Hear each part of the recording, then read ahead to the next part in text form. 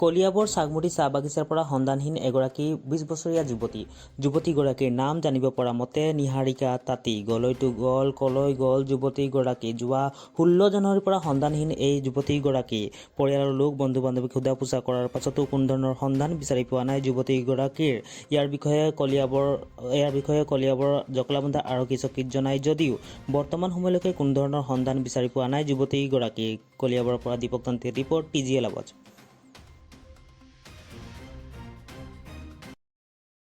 এইটো হেৰি বিহুত মঙ্গলবাৰ ৰাতি পৰাই নাপাতা হৈছে।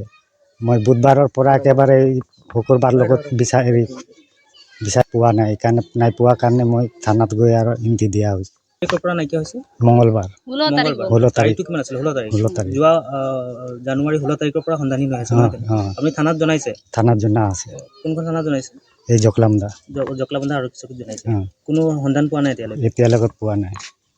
কিবা সন্দেহ মানে আৰু বিচাৰি পোৱা নাই আৰু কাক এতিয়া সন্দেহ কৰিম। এতিয়া কোনে লৈছে কি কথা এতিয়া গম পালেহে কম। এতিয়ালৈকে কোনো ধৰণৰ সন্ধান পোৱাই নাই।